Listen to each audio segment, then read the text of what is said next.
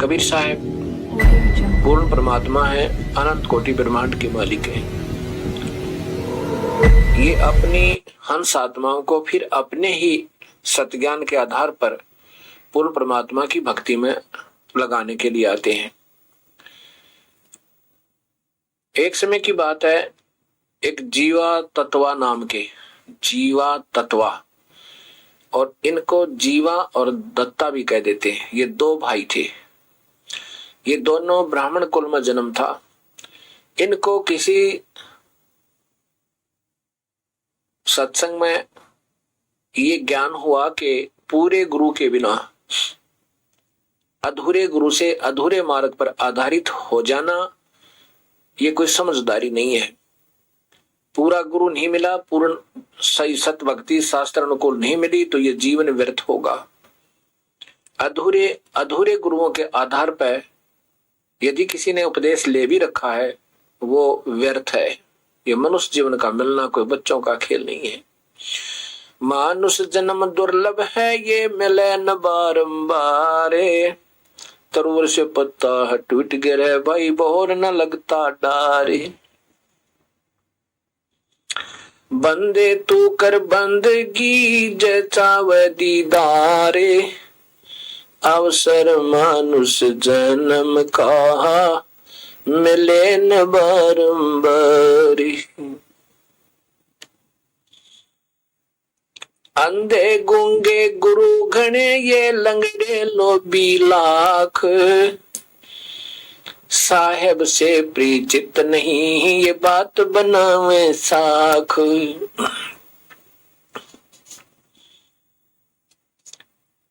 अधूरे गुरुओं से कोई लाभ नहीं होगा, ऐसा उनके हृदय में बात समाएगी।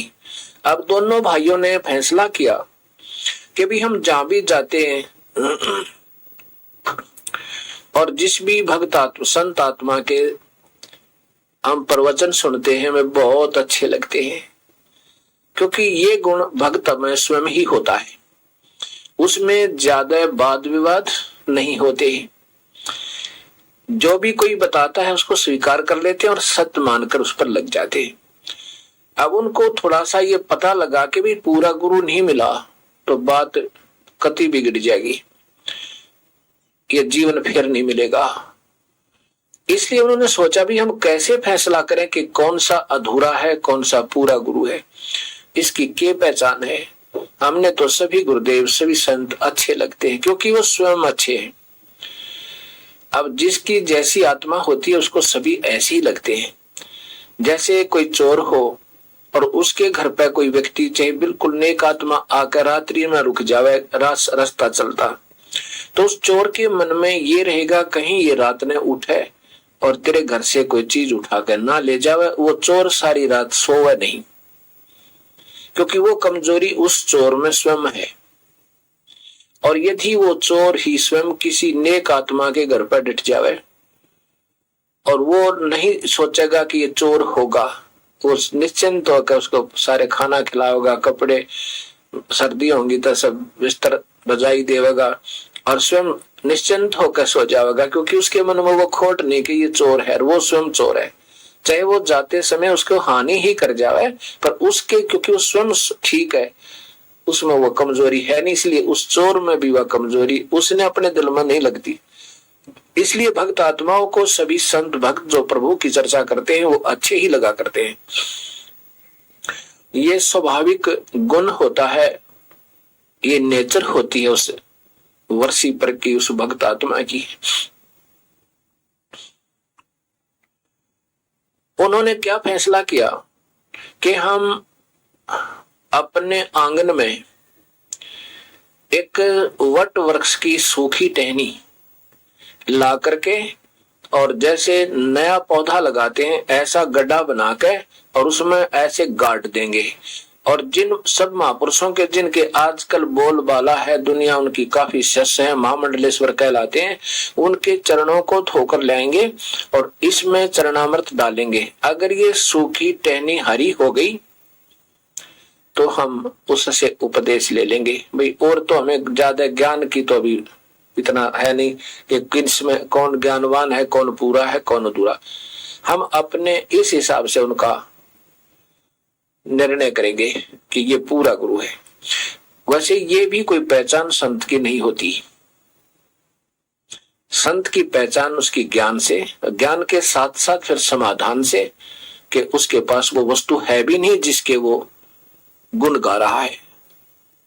अर्थात सतनाम और सारनाम जो वेदों में मिला है, गीता में मिला है और संतों की वाणी में मिला है, वो तीनों मेल जब खा जावे तब समझो पूर्ण बात बनेगी।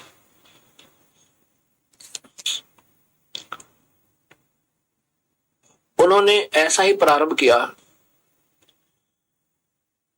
जो संत घर पर आ सकते थे उनको घर पे बुलाया, सत्संग करवाया, उनके चरण धोए, भोजन कराया और चरणामृत को फिर सूखी टहनी में जैसे वो पौधे की तरह लगा रखी थी उसमें डाला, लेकिन वो हरी नहीं हुई। और जो महापुरुष वहां नहीं आ सकते थे, जो बड़े मंडलेश्वर थे, ज्यादा जिनके शिष्य थे, उनके वहां चरण धो लाए, चरणामृत बनवा लाए और आके टहनी उसमें अपनी सूखी टहनी में जो पौधे की तरह लगा रखी थी उसमें डाल लिया। 1 वर्ष तक ये सिलसिला चलता रहा, लेकिन वो टहनी हरी नहीं हुई बल्कि गलना प्रारंभ कर दिया नीचे से, पानी की वजह से वो गलने लगी। अब दोनों भाइयों ने ये सोच लिया, ये परमात्मा इस पृथ्वी पर संत नहीं है, ये दीनदयाल हमें जन्म भी मानुष मिला और ऐसे समय में मिला कि अब कोई संत पृथ्वी पर नहीं रहा। हाथ जोड़कर दोनों भाई कहने लगे, परमेश्वर हमारा जो बाकी मानव शरीर है इसको समाप्त कर दो और ऐसे समय में देना मेरे दाता इस पृथ्वी पर कोई संत आया हो, पूर्ण संत आया हो और हमारा जीवन ले लो मेरे मालिक। ऐसे सोच सोच कर 6 महीने रोत्या न हो गए, रोवर याद करें, रोवर याद करें। ये परमात्मा मानव शरीर मिला और ऐसे समय में मिला, कोई संत नहीं यहाँ पे। अब कबीर परमेश्वर वो दीन दयाल कहां पहुंचे? जीवा दत्ता के नगर में, गांव में। ये गांव कहां था? गुजरात के अंदर एक भरूच शहर है। भरूच शहर से 12 किलोमीटर की दूरी पर एक मंगलेश्वर गांव है। मंगलेश्वर गांव के साथ से नर्मदा नदी एक टापू बनाती है, वो लगभग 900 एकड़ का है। उस टापू के अंदर एक शुक्ल तीर्थ नाम का गांव बसा हुआ था उस समय, अब तो नहीं है, वो ये दास देख कर आया है। और उस शुक्ल तीर्थ नाम के गांव में ये दोनों जीवा तत्वा नाम के ब्राह्मण भाई रहा करते थे। कबीर साहब उस शुक्ल तीर्थ गांव में पहुंचे वहां पर और जीवा दत्ता की झोंपड़ी के सामने से ऐसे गुजरे। जीवा बाहर खड़ा था और देखकर परमात्मा की सूरत और उनके चेहरे को ऐसा खिंचाव बना, ऐसा आकर्षण बना जैसे ये महात्मा अवश्य कोई न कोई कसक है इसमें, अर्थात बहुत अच्छे लगे उनको। अब कबीर साहब तो आगे निकल गए, जैसे किसी का घर ढूंढ रहे हो ऐसे गली में घूम रहे हैं। जीवा अंदर आया अपनी कुटिया में, अपने मकान में, और अपने भाई बड़े भाई दत्ता से अर्थात तत्वा से कहा, दत्ता उर्फ तत्वा, उससे कहा कि भाई भैया तत्वा, एक संत आए हैं नगर में, गांव में, और उनके दर्शन से मुझे बहुत आनंद आया, कहो तो उनको मैं बुला लाऊं और उनके चरण धोकर देख लें। अब तत्वा कहने लगा कि जीवा वैसे तो मैं आपका दिल नहीं तोड़ सकता, परंतु मेरी सलाह ये है कि इस दबी दबाई बात को रहने दे। ऐसे ऐसे महामंडलेश्वरों के चरणामृत ले आए हम, जिनका आज 1 नंबर में उनकी महिमा गाई जाती है, बोलबाला है। उनसे कुछ नहीं हुआ तो इससे क्या होगा जो गलियों में घूम रहा है। भैया रहने दो दबी दबाई बात को, कुछ नहीं पाएगा उसके पास और फिर 6 महीने और रोना पड़ेगा कई दिन। अब बात की भूल पड़ गई है, अब हमारे भाग्य अच्छे नहीं है। जीवा ने कहा कि देख ले भैया, मेरा तो ऐसा मन करे जैसे एक बार तो बुला ही लाऊं।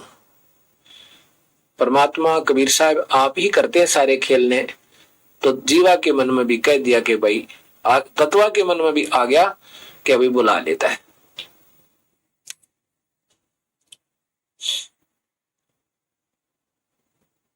कबीर साहब वापस आ जाते हैं जैसे किसी का घर ढूंढ रहे हो और मिला ना हो। आगे आगे आ रहे हैं वापस, तो कबीर साहब ने कहा, कबीर साहब उधर वापस आए तो जीवा ने कहा कि महाराज जी, दंडवत प्रणाम किया और हाथ जोड़ कर, क्योंकि भक्तों के लक्षण न्यारे होया करें। कहते हैं हे दीनदयाल, ये दास का घर है, एक बार दया कर दो, एक बार पग फेरा कर दो, तो दया करियो मालिक। कबीर साहब तो आए उसी काम थे, अंदर आ गए, एक बैठना दे दिया, मूढ़ा छोटा सा बैठने के लिए, कोई सटूल वगैरह, पहले सटूल टाइप हुआ करते थे, मूढ़े कहा करते उनको। कबीर साहब विराजमान हुए। तत्वा ने कहा कि जीवा लाओ, महाराज जी के चरण धोएंगे। एक तसला ले आए अपना, जैसा भी घर में ब्योंत था, ला करके चरण धोए। और चरण धोकर के तत्वा ने कहा कि जीवा, महापुरुषों के चरणामृत को कहीं ऐसे वैसे स्थान पर नहीं डालते होते, या तो जलपान कर लेवा और या तो जलपान कर ले, या तो पान कर ले, पी ले, या कहीं गमले में डाल देते हैं, पौधे में डालना। भाई उनकी तो रोजाना की प्रैक्टिस थी, अभ्यास था। अब जीवा लेकर के उस तसले को और ऐसे डाल रहा है उस पौधे में, पौधे टाइप में, जो एक सूखी टहनी वट वृक्ष की लगा रखी थी, जिसमें सब महापुरुषों के चरणामृत डाल चुके थे। उसमें ऐसे डालने लगा, डालते ही डालते पानी उसमें गिरना आरंभ हुआ ही था, इतने में इतनी लंबी लंबी कोपल उस वट वृक्ष की सूखी टहनी का फूट आई, जैसे हरी भरी हो जाया करे, बिल्कुल नवजात नया पौधा होता है। उसी समय जीवान आवाज लगाई, तत्वा आना, तत्वा जल्दी आना। तत्वा भाग्या गया, कहने लगा क्या बात होगी। जीवा बोला, भगवान आगे आए हुए हैं, प्रभु आ गए आप हमारे घर पर। देखे उस कोपल फूटी हुई तो तत्वा दत्ता भी बड़ा प्रसन्न हुआ। वो तत्वा दोनों ने एक एक पैर पकड़ दिया उस परमेश्वर का, और आंखों में पानी भरे, जैसे किसी की बच्चा गुम हो जाए, फिर अपने माता पिता के पास कोई दिन मिला करे ना, फिर देखा करे, रोया करे, माँ भी रोए, पिता भी रो, बच्चा भी रोए। ऐसे वो दोनों भाई कबीर साहब के मुख की तरफ देखे और रोए और कहे, प्रभु आप पहले क्यों नहीं आए? हमने तो ये सोच लिया था पृथ्वी पर संत नहीं, हम तो दुआ करा करते, दाता इस पापियों के शरीर को वापस ले लो। ऐसे समय में जन्म देना जो पूरे संत आए हों, इन अधूरे संतों से बात नहीं बने। ए मालिक, हमने तो ये सोच लिया था पृथ्वी पर संत नहीं है। कबीर साहब ने कहा कि भाई जीवा तत्वा, ये आपकी सोच जहां तक थी वो ठीक है, लेकिन यदि पृथ्वी पर संत नहीं होगा तो इसमें आग लग जाएगी। एक समय में संत अवश्य रहते हैं, पूर्ण संत रहते हैं, लेकिन उनको पहचान नहीं पाते या दुनिया, यही कमजोरी है। पहचानने ये नकली गुरु नहीं देते, ये मीठी मीठी बात बनाओ, शास्त्रों की आड़ ले, शास्त्रों में लिखी हुई बातों को एक नहीं बताएं, उसमें वास्तविकता है क्या, क्योंकि इनको आप ज्ञान नहीं, सुनी सुनाई बातों पर मंडलेश्वर कहलाते हैं। भाई ऐसी बात नहीं है, संत हमेशा रहता है, कोई न कोई परमात्मा भेजता रहता है। और दूसरी बात रही पहले आने की, आ तो मैं पहले भी जाता, तुम्हारी तड़प तुम्हारी कसक मेरे पास पहुंच रही थी, परंतु आज यदि मैं पहले आ जाता और आते ही ये कार्य तो तुम्हारा हो ही जाना था, और फिर मान लीजिए कोई और मंडलेश्वर रह जाता जिसके तुम चरण अभी नहीं लाए थे, धोकर चरणामृत नहीं लाए थे, तो आपके मन में यह बात जरूर रहती माइंड में कि हो सकता है कुमंडलेश्वर और है, शायद उससे ज्यादा बात बढ़े। और जब गुरु से उपदेश ले लिया आपने, पूरे संत थे, अधूरा न चाहे रोज छोड़ दे, रोज दूसरे कर ले, इन तक कुछ हानि हो सके, लाभ कुछ नहीं। हानि ये होगी इन तक जो अधूरे गुरु हैं, जिनके पास वस्तु नहीं है। हानि तो होगी, लाभ कति नहीं। हानि ये होगी जीवन व्यर्थ हो जाएगा। आप ये सोच रहे हो कि गुरु भी बना लिया, नाम भी ले रखा है, पर शास्त्र विरुद्ध साधना आप कर रहे हो, वो संत करवा रहा है। हानि होगी, लाभ गति नहीं। और यदि पूरे गुरु से उपदेश लेने के बाद और फिर आपके मन में इतना भी आ जाता कि शायद वो मंडलेश्वर अच्छा है, तो आप पति भर्ता पद से गिर जाते और फिर अब तुम्हारा नाम कट जाता। अब तुम्हारे हृदय में किसी के प्रति कोई आस्था नहीं रही। अब जो श्रद्धा इसके मेरे प्रति बनेगी तुम्हारी, ये ऐसी श्रद्धा से ही ये जीव मुक्त हो सकता है, अन्यथा नहीं हो सकता। फिर तो गुरु को तजय बजय जो आना था, पशुआ को फोकट ज्ञाना, ये पूरे गुरु के ऊपर लागू है। कबीर साहब की वाणी इन नकलियों के पास नहीं, जिन्होंने नहीं बेरा वो परमात्मा है कैसा। सब निराकार बतावें या ब्रह्मा विष्णु महेश को समर्थ बतावें, अजर अमर बतावें, और शास्त्र गीता और भागवत ये पुराण कहें, ये तो नाशवान है, ये स्वयं स्वीकार करते, हमारी तो जन्म और मृत्यु होता है। और इनको ये अजर अमर बतावें, ये काल को प्रभु बतावें। गीता में लिखा कि श्राद्ध मत निकालो, ये श्राद्ध निकलवावें, ये तो कति अधूरे हैं। तो इनका तो कोई हिसाब नहीं है। लेकिन पूरे संत से उपदेश लेने के बाद फिर आपने सच्चे ढंग से लगना है। अब वो जो टहनी थी, दोनों भाइयों ने उपदेश ले लिया, वो जो टहनी हरी होगी थी, सूखी टहनी वट वृक्ष की, तो वो एक बहुत बड़ा वट वृक्ष बन गया है। अब भी 550 वर्ष हो गए लगभग उस बात को, जो कबीर साहब के चरणों से वह सूखी वट वृक्ष की टहनी हरी हुई थी। अब वो पूरा पेड़ बन गया, ये दास स्वयं देख रहा है। और वो लगभग अब भी 5-6 एकड़ में फैला हुआ है। पहले तो ज्यादा बताते थे, अब तो लोगों ने बराबरों से काट कूट कर वो थोड़ा सा बना रहा, 6 किलो में अब भी है। ऐसे मोटे मोटे पेड़ ने बहुत लंबे लंबे बने हुए उसकी, क्योंकि उसकी नीचे को एक ऊपर से एक जड़ आती है डार से, और वो नीचे जमीन में घुस जाती है, उससे फिर पेड़ बन जाता, फिर आगे चल जाती है। ऐसे वट वृक्ष अगर उसको फैलने की जगह मिल जाए तो कम से कम आधा 1 किलोमीटर में हो सकता है, वो फैल सकता है। अब वो इतना हो चुका, ये दास उसको स्वयं देख रहा है। वहां पर कबीर पंथी महंतों का, अर्थात वहां पर एक आश्रम भी बना हुआ है। उन्होंने ये वहां पर व्याख्या लगा रखी है और एक मंदिर बना दिया। मंदिर के अंदर कबीर साहब की लीलाओं के फोटो लगा रखे हैं, ये दास स्वयं देख रहा है। उन्होंने भी बताया कि ये ज्यों की त्यों घटना घटी थी और इसलिए यहाँ पर ये ऐतिहासिक स्थल है। अब कबीर साहब ने सत्संग किया।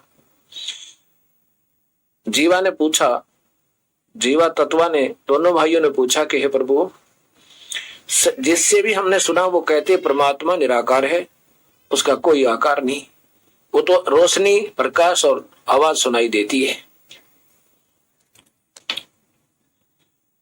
और आप कह रहे प्रभु कि परमात्मा आकार में है, मानुष जैसा है। आज तक हमने जिन भी महापुरुषों की व्याख्या सुनी है वो परमात्मा को निराकार और केवल प्रकाश बता रहे हैं। कबीर साहब ने कहा, बोले आदमी एक बात बताओ, अब प्रकाश परमात्मा के बिना कैसे हो सके? आज जैसे दीपक है तो रोशनी है, वो कहते हैं ना हमने रोशनी देखा, बस रोशनी रोशनी है, तो अंधे हैं वो। उनसे कोई पूछा रोशनी किसकी है, कहते तो है डिवाइन लाइट है। अब जैसे कोई कह दे भाई रोशनी देखी, सुनी सुनाई है, वो अंधा, अंधा कैसे कहा ये बात है कि वो, कोई कहे भाई ट्यूब लाइट देखी या मून लाइट देखा। कोई पूछे वो मून कैसा है, वो कहे वो तो निराकार है, वो चंद्रमा तो है ही नहीं, रोशनी है। वो वाह क्या बात कही, रोशनी है। तो वो अंधे समझना, उन्हें कुछ नहीं देखा, वो सुनी सुनाई करे। अब कोई ट्यूब देखा नहीं, ट्यूब तो कह रहे निराकार है, और रोशनी कहते वो ट्यूब तो है ही नहीं, केवल रोशनी दिखाई दे है उसकी, और कहे ट्यूबलाइट फूटे बाग थरे।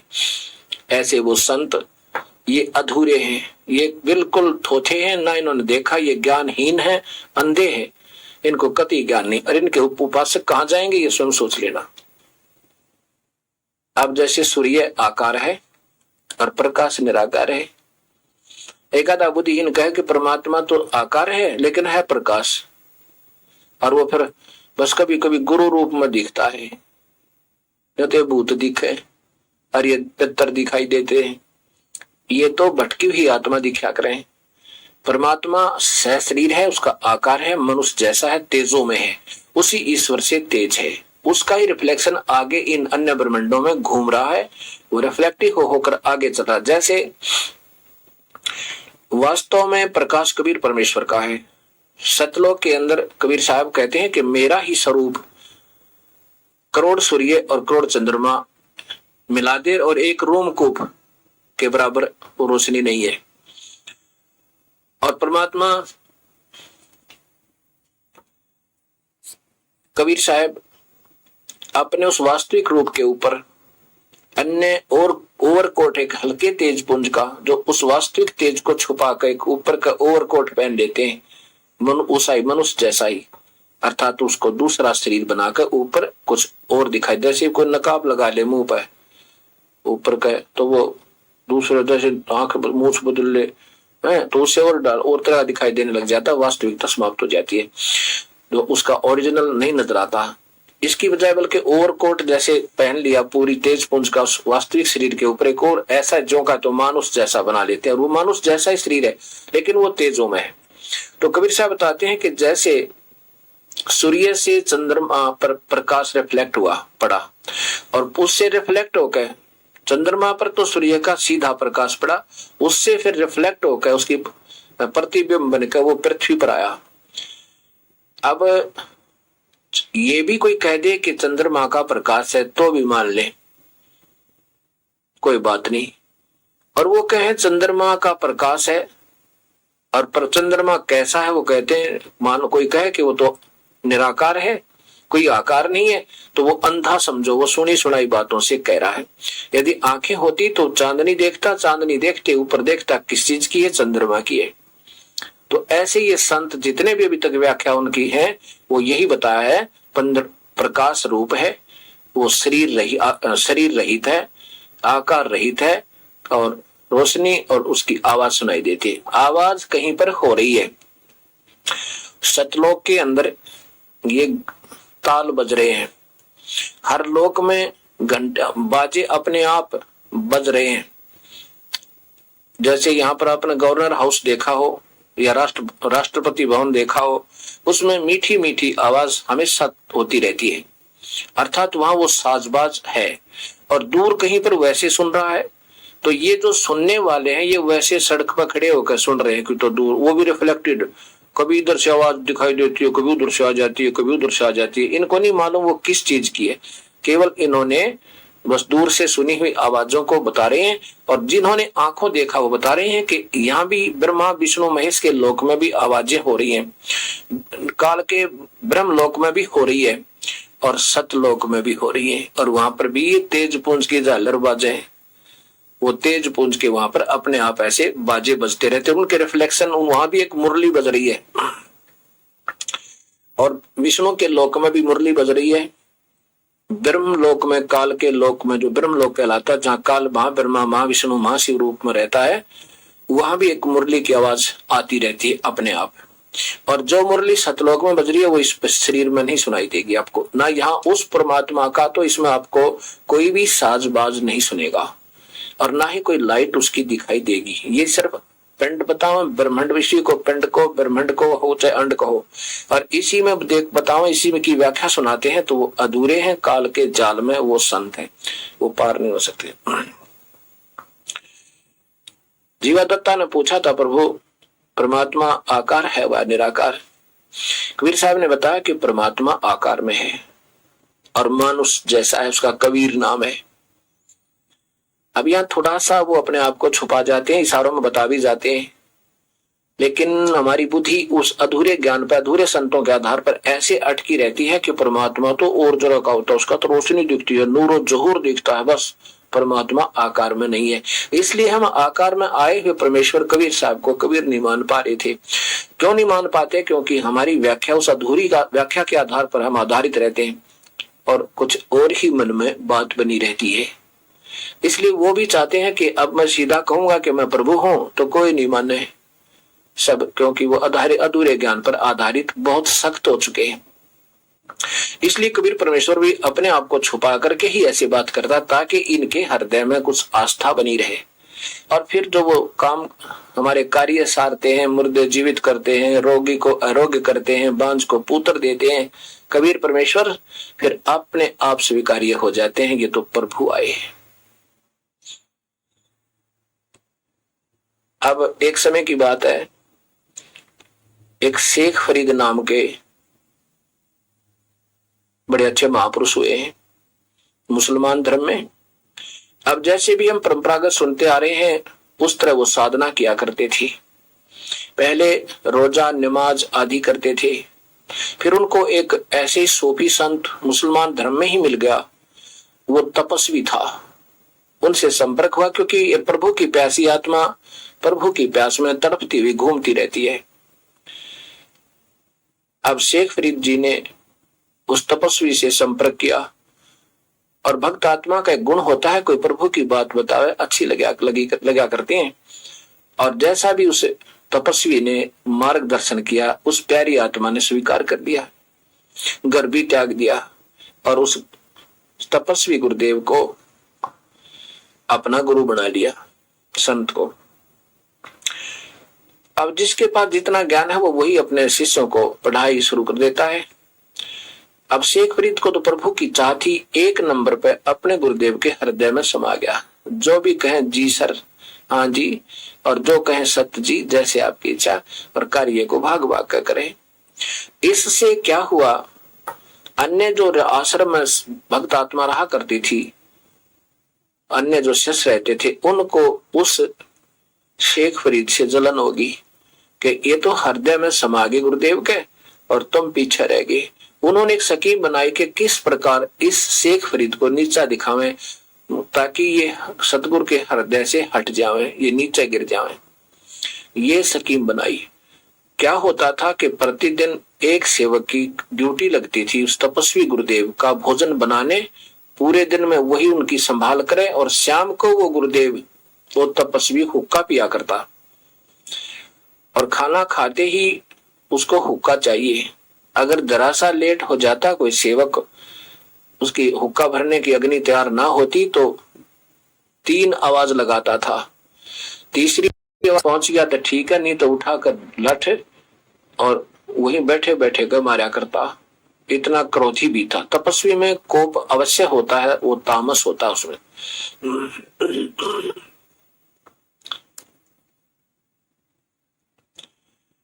एक दिन शेख फरीद की ड्यूटी आ गई, सेवा का समय, वो दिन निर्धारित आया। उन अन्य सेवकों ने के स्कीम बनाई कि आज जब ये अग्नि बनाकर हुक्का भरने के लिए अग्नि तैयार करता है और खाना खिलाने जाएगा, पीछे से वो अग्नि बुझा देंगे। आज जैसे बारिशों के दिन थे, ऐसे ही जो खाना अग्नि तैयार करके शेख फरीद और गुरुदेव को खाना खिलाने चला गया, पीछे से उन अन्य सेवकों ने, उसके गुरु भाइयों ने वो अग्नि बुझा दी कतई। अब शेख फरीद तो अपने निश्चिंत होकर आया कि 2 मिनट में 2 सेकंड में हुक्का भर दूंगा। आकर देखा अग्नि नहीं, रह तेरे की उम्र क्या भैया है। उठा के चलम भाग लिया गांव की तरफ। गांव वहां से लगभग 10 किले की दूरी पर, 15 किले की दूरी पर था, एकड़ की दूरी पर था, तो आधा पौना किलोमीटर की दूरी पर था। अब भाग लिया चलम उठा के। एक माई रोटी बना रही थी और जैसे गीला ईंधन होने से वो आग बालना चाह रही थी, फूके मार रही थी, धुआं आंखों में लग रहा था, आंखों से आंसू बह रहे थे उस माई के। शेख फरीद ने जाकर कहा, माई मुझे थोड़ी अग्नि दे दे, माई मुझे अग्नि दे दे, तेरा भला होगा। आज मेरी अग्नि बुझ गई, गुरुदेव के लिए हुक्का भरना था, मेरे गुरुजी नाराज हो जाएंगे, माई थोड़ा अग्नि दे दो मुझे। अब उस माई ने गुस्से में, क्यों दुखी हो रही थी, उस अग्नि को जला जला कर आंखों में धुआं बढ़ रहा था, आंखों से पानी आ रहा था, गुस्से में आकर कह दिया कि मैंने तो आंख फोड़ वाली अपनी आग बना बना के, और तू भी आंख फोड़ ले अपनी, जब मिलेगी अग्नि। तो कहने लगा, माई ले कौन सी आंख फोड़ू, ऐसे देकर चिमटा और आंख निकाल के माई ते दे दी। माई की तरफ कर दिया कि ले माई मुझे अग्नि दे दे, आज मेरी सारी कमाई व्यर्थ होती है, मेरे गुरुजी नाराज हो जाएंगे।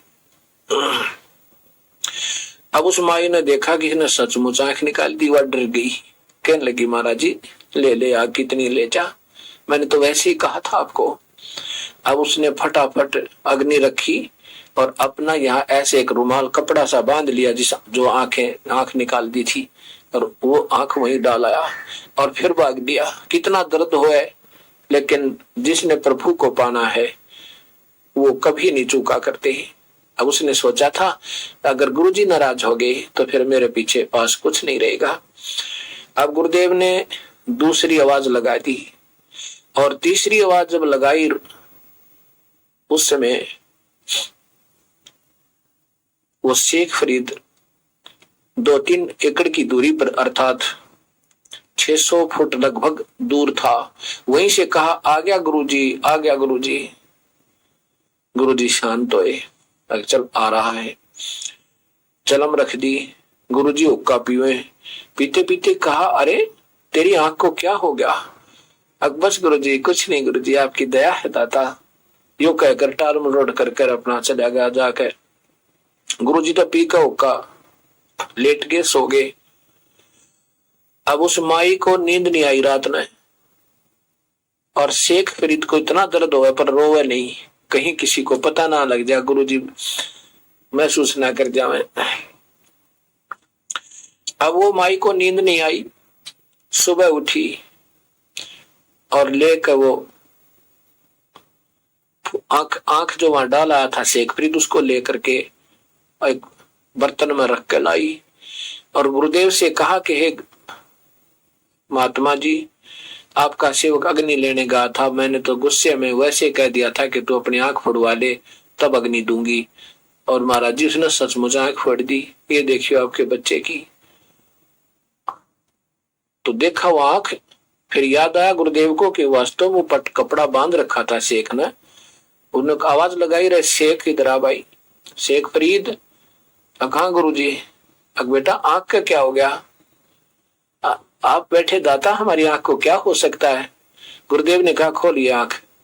वो कपड़ा हटा तो आंख पूरी पाई, पर थोड़ी सी छोटी होगी। अब मैं क्या बताना चाहता हूं प्रेमी आत्माओं, प्यारी आत्माओं, भक्त परमात्मा की, कि इतने सिद्ध पुरुष जिसने आंख भी ठीक कर दी, फिर भी शेख फरीद की मुक्ति उस संत से नहीं थी। कुछ दिनों के बाद क्या हुआ, गुरुदेव शरीर छोड़ गए। अब जैसा गुरुदेव ने बताया था कि भाई तपस्या से प्रभु प्राप्त होगा, और बताते क्या थे, परमात्मा तो निराकार है, उसका तो कोई आकार नहीं है। और फिर नौकर समाधि लगा ले, ध्यान कर ले, तपस्या कर ले, परमात्मा के दर्शन होंगे। मेडिटेशन ये 2.5 घंटे सुबह, 2.5 घंटे शाम को किस लिए बैठाते हैं संत के अंदर? बस देख ले भगवान को, प्रकाश देख ले। ऐसे इनके अधूरी व्याख्याएं, कहें कुछ और करें कुछ, शास्त्र कुछ बताओ, ये अपनी टिप्पणी कुछ दें। तो उन्होंने, शेख फरीद ने सोचा गुरुदेव ने बताई है, भगवान तपस्या से ही मिलेगा। 12 वर्ष तक एक कुएं में उल्टा लटक के तपस्या की। ऊपर जैसे कुएं कूप के ऊपर के वृक्ष की डार आ जाती है, और उस डार पर रस्सा बांध कर कुएं में लटक जाता। 1-2 दिन में बाहर आता, थोड़ा सा अन्न खाता। 12 वर्ष में 1.25 मन यानी 50 किलो अन्न खाया 12 वर्ष में। अब बताओ एवरेज निकालो, रोज की इतने दाने भी ना इकट्ठे होते। फिर भी परमात्मा पाने के लिए इतनी भरसक चेष्टा की, परंतु शास्त्र विरुद्ध होने से विफल। कमजोर शरीर हो गया। कौवों ने सोचा कि ये व्यक्ति मर चुका है, क्योंकि आंखें अंदर को चली गई और शरीर सूख गया, चाम सूख गया उनका। जब कौवे आगे आंख निकालने को, उस समय शेख फरीद ने सोचा अब तेरा अंत आ गया। अब कौवे तेरे को आंखें निकाल लेंगे और मांस तो कहीं रहा नहीं तेरे, तो ये खा लेते और फिर तू प्रभु नहीं देख सकता, प्रभु के दर्शन नहीं हो सकते। ये सोच के हाथ जोड़ के उन कौवों से कहने लगा, भाई कौवो एक काम करो, मेरे शरीर के मांस को खा लो कहीं से, अगर आपका पेट भर जावत है, कहीं मांस मिल जावत है, पर मेरी आंखें मत छेड़ना भाई। हो सकता मुझे अल्लाह का दीदार हो, प्रभु के दर्शन हो जाए। यूं कहकर रोने लग गया, कुएं में उल्टा लटका लटका।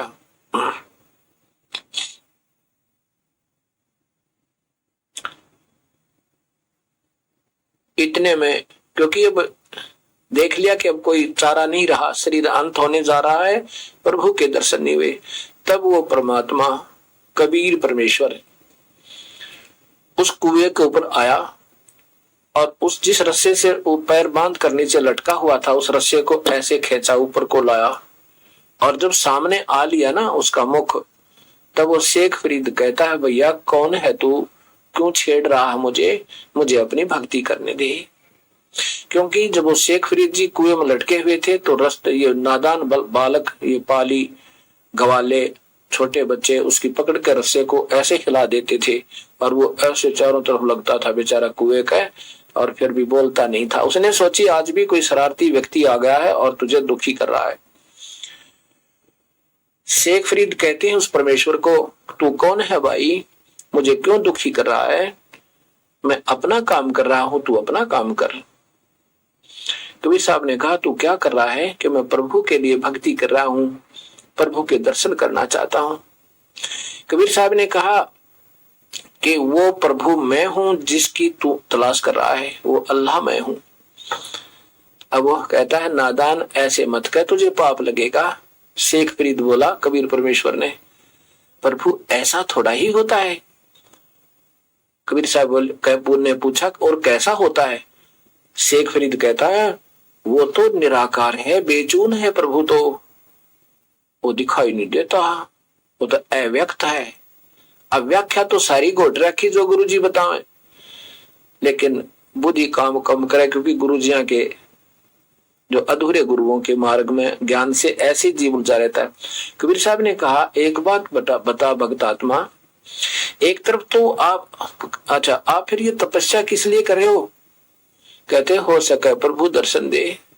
कबीर साहब बोले, नादान एक बात बता, एक तरफ तो परमात्मा को निराकार बता, और फिर उसके दर्शन के लिए ये वर्षिक प्रयत्न कर रहे, ये तुम्हारे अधूरे गुरु हैं। अब दर्शन दीदार शब्द है तो उसके दर्शन भी होंगे, और कुरान शरीफ बताओ परमात्मा आकार में है, और बाइबल बताओ परमात्मा आकार में है। अब इतने में बात सामने आ गई, इतनी बात कही थी कि एक तरफ तो तुम परमात्मा को बेचून कहो, निराकार, पर फिर उसने देखने की चेष्टा कर रहा, नादान या कोई बात हुई, थ्योरी तुम्हारी कुछ है और कर तुम कुछ रहे हो। अब इतनी बात सुनते ही उस शेख फरीद की बुद्धि सिद्धि होगी, कहने लगा, परमात्मा सच्ची बात है, जब वो बेचून है तो देखेंगे क्या, गुरु जी तो यही बता करते उसके दर्शन होंगे, उसके दर्शन करो, है ऐसे अभ्यास करोगे कभी जरूर प्रकट होंगे, दर्शन देंगे। और उधर कहो तो वो बेचून है, कोई बुद्धि तो देखो, तुम्हारे गुरु जी बता क्या रहे तुझे। उसी समय यूं के यूं पैर पकड़ दिए, फिर भी ये नहीं सोचा कि भगवान होगा, ये सोचा कि कोई ज्ञानी तत्वदर्शी संत जरूर है। पैर पकड़ दिए, नो के नो उल्टे लटके हुए, और कहा, प्रभु मुझे, ए मालिक, ए संत जी, मुझे सतभक्ति दे दो। तब कबीर साहब ने कहा, ये भूखा मरने से, उल्टा लटकने से प्रभु नहीं मिले। प्रभु तो अपने स्वाभाविक कर्मों से भक्ति करो, सत भक्ति करो, पूरे संत से नाम लो, आसानी से मिल जाएगा। तब शेख फरीद ने कबीर परमेश्वर से उपदेश लिया और अपना जीवन सफल किया। अब परमात्मा आकार है व निराकार। अब देखो ये पवित्र बाइबल, इसमें लिखा है परमात्मा ने मनुष्य को अपने जैसा रचा बनाया। तो इसका मतलब परमात्मा मनुष्य जैसा ही है। पवित्र बाइबल, ये पवित्र शास्त्र बाइबल, नीचे देखना ये इंडिया बाइबल लिटरेचर 67 बरका रोड, किलपक, मद्रास, दूरभाष इतने। और यहां देखो इसके उत्पत्ति ग्रंथ में परमात्मा ने 7 दिन में सृष्टि रची। उत्पत्ति सृष्टि का के 7 दिन, ये प्रथम दिन, पहला दिन, दूसरा दिन और तीसरा दिन, ये चौथा दिन, और अब देखो 5वां दिन और फिर 6ठा दिन। ये 5वां दिन और ये 6ठा दिन। फिर परमेश्वर ने कहा पृथ्वी से एक एक जाति के जीवित प्राणी अर्थात घरेलू पशु और रेंगने वाले जंतु पृथ्वी के वन पशु जाति के अनुसार उत्पन्न हो, और वैसा ही होगा। जो सो परमेश्वर ने पृथ्वी के जाति जाति के वन पशुओं को और जाति जाति के घरेलू पशुओं को और जाति जाति के भूमि पर सब रेंगने वाले जंतुओं को बनाया। तब परमेश्वर ने देखा अच्छा है। फिर परमेश्वर ने कहा कि हम मनुष्य को, ये चीज है ध्यान से देखने की, हम मनुष्य को अपने स्वरूप के अनुसार अपनी समानता में बनाए। इससे सीधा परमात्मा मनुष्य जैसा है, और वो समुद्र की मछलियों और आकाश के पक्षियों और घरेलू पशुओं और सारी पृथ्वी पर और सब रेंगने वाले जंतुओं पर जो पृथ्वी पर रेंगते हैं अधिकार रखे। उन्हें खावा नहीं, केवल उनसे सियाना हो, उनका कंट्रोलर हो। तब परमेश्वर ने मनुष्य को अपने स्वरूप के अनुसार उत्पन्न किया, अर्थात मनुष्य जैसा भगवान है। अपने ही स्वरूप के अनुसार परमेश्वर ने उसको उत्पन्न किया। 3 बार लिख रखा है इसे एक पैरे में, नर और नारी करके उसके मनुष्यों की सृष्टि की। और फिर खाने के लिए व्याख्या दी है कि तुम्हारे खाने के लिए सभी जीव जंतुओं को क्या है। फिर परमेश्वर ने उनसे कहा, सुनो, जितने बीज वाले छोटे छोटे पेड़ और सारी पृथ्वी के ऊपर जो जितने वृक्षों में बीज वाले फल होते हैं वे सब मैंने तुमको दिए हैं, तुम्हारे भोजन होंगे। ये मनुष्य को कहा मालिक ने। और फिर नीचे का, और जितने पृथ्वी और पशु आकाश के पक्षी और पृथ्वी पर रेंगने वाले जंतु हैं जिनमें जीवन के प्राण हैं, उन सबको खाने के लिए मैंने सब हरे हरे छोटे पेड़ दिए, और वैसा ही हो गया।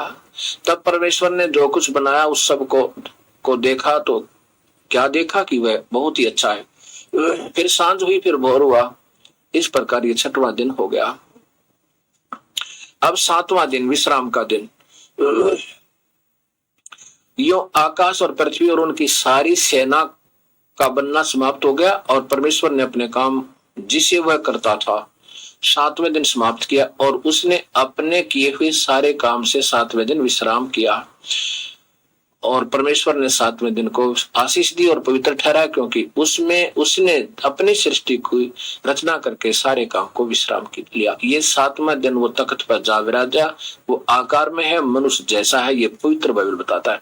अब इसी का प्रमाण कुरान शरीफ देगी आपको कि वो कौन है। वो परमात्मा, वो कबीर है, और वेद बताएंगे वो कबीर है, वो परमात्मा कबीर है। अब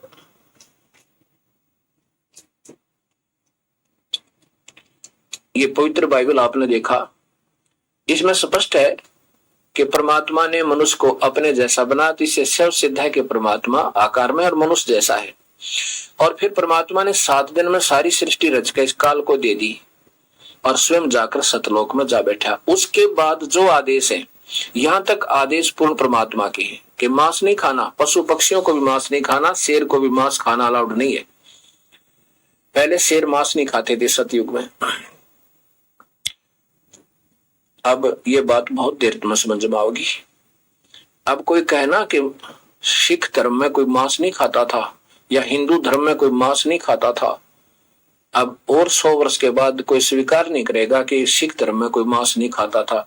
सिख धर्म के जो पूर्वज थे, ग्रंथ साहिब, गुरु ग्रंथ साहिब को आप देखिएगा, कहीं भी वर्णन नहीं है कि मांस खाने का। वो पुण्य आत्मा, वो पाक आत्मा, वो पवित्र आत्मा, 10 गुरु, उन्होंने कभी छुआ भी नहीं मांस और शराब और हुक्के को।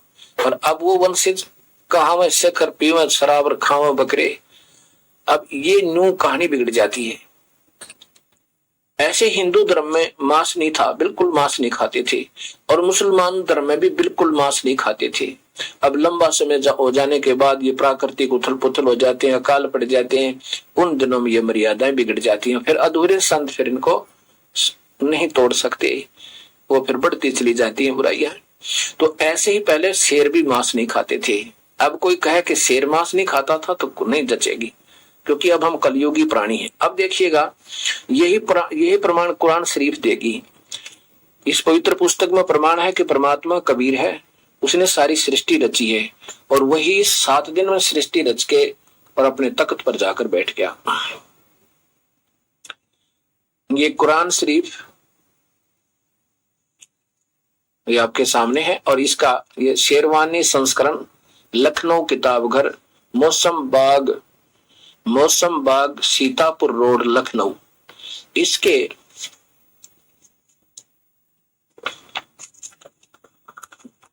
कुरान शरीफ शेरवानी संस्करण, लखनऊ किताब घर, मौसम बाग,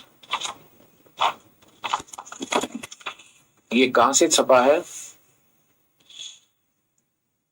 ये 14वां संस्करण है, सर्वाधिकार सुरक्षित प्रकाशाधीन है।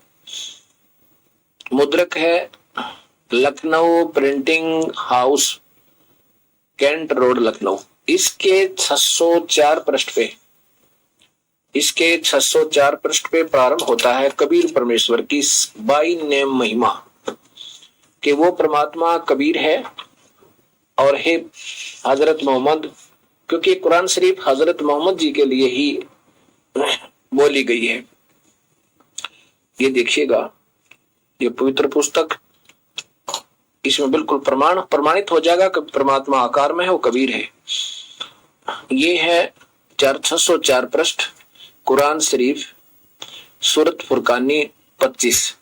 इसकी 52 आयत से प्रारंभ करेंगे। नीचे देखिएगा, ये उर्दू भी है, उर्दू में भाषा तो है ये अरबी, और लिपि है ये उर्दू, और ऐसे ये भाषा तो है अरबी, जैसे हिंदी में इन्होंने लिखा ये वाला, ये भाषा तो है अरबी और ये देवनागरी में लिख दिया ऐसे। अब ये है फला तुल, ये 52वीं आयत है, फला तुतियल काफिरिन व जाहिदुम बिहिर जिहादन कबीरन। ये कबीर है सीधा, ये कबीर शब्द है, इसका इन्होंने शब्दार्थ किया है। ये 52वीं श्लोक है, 52वीं आयत है। हे पैगंबर, तो ए पैगंबर, हजरत मोहम्मद को कोई खुदा उसका निराकार अल्लाह कह रहा है कि तू काफिरों का कहा मत मानना, काफिरों का कहा मत मानना, और इस कुरान की दलीलों से उनका सामना बड़े जोर से करो। यहाँ कबीर का अर्थ इन्होंने बड़ा कर दिया। यहाँ लिखना था कि ये काफिर का अर्थ होता है जो शास्त्र अनुकूल साधना नहीं करते और कबीर साहब को परमात्मा नहीं मानते।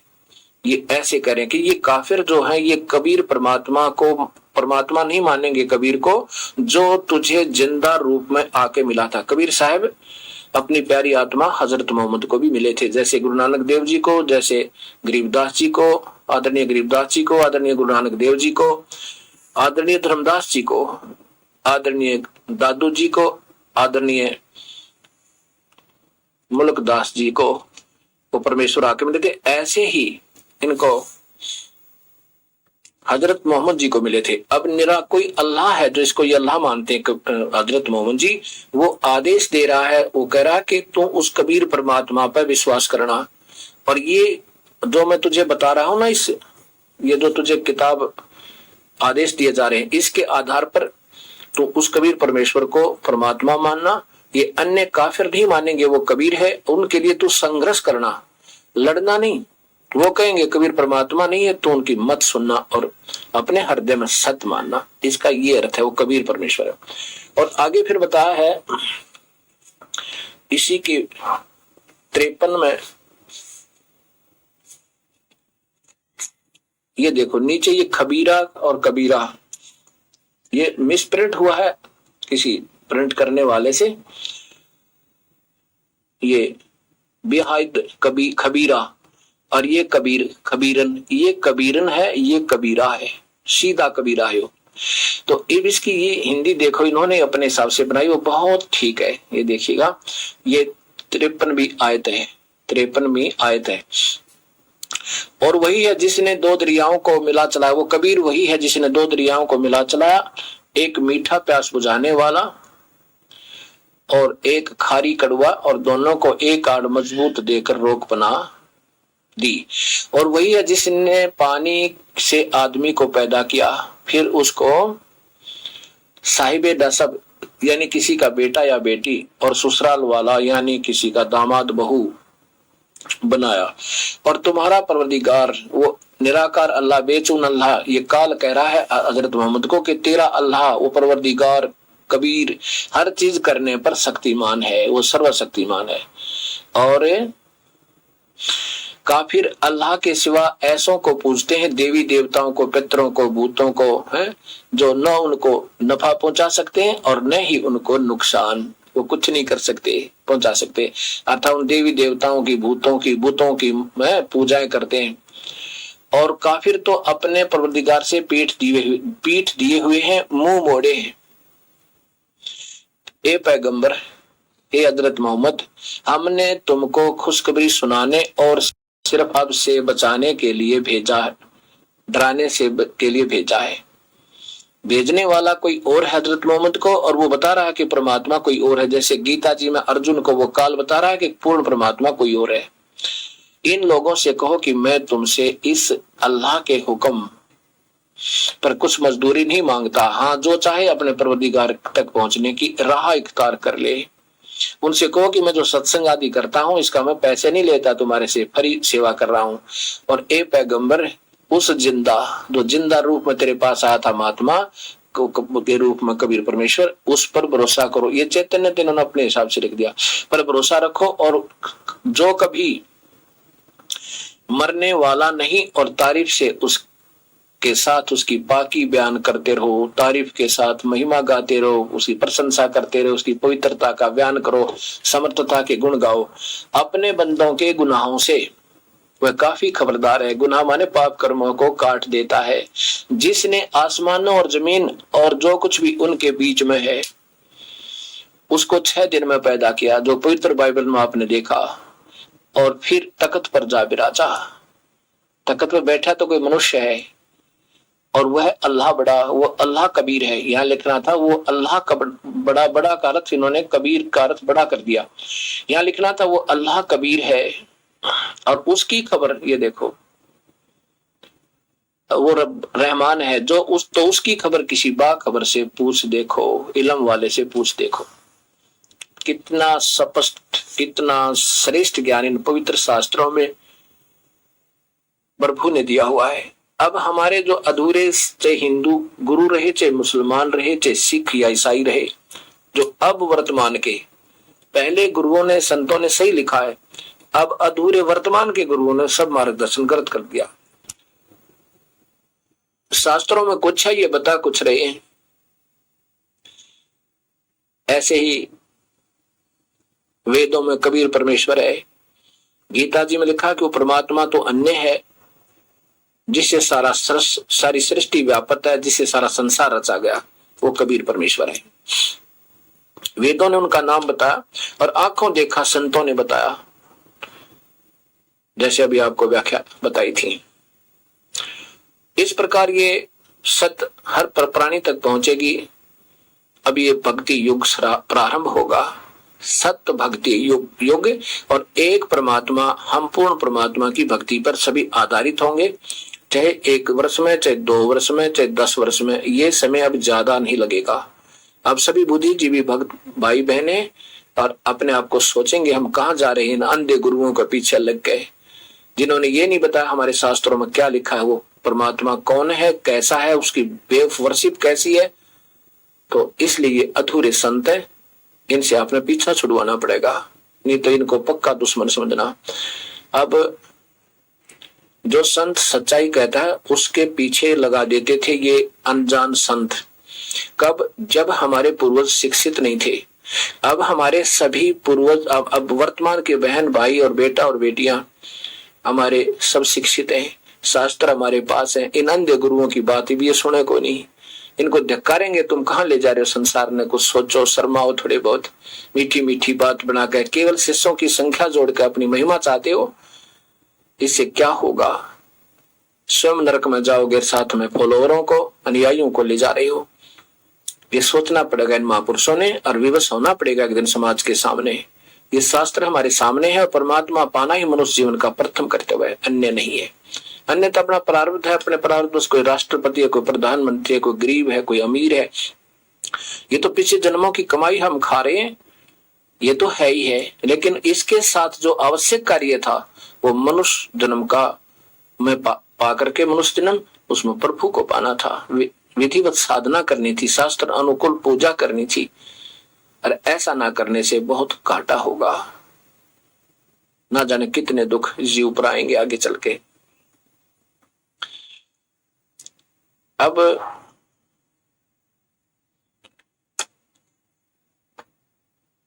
जब हम किसी अधूरे गुरु से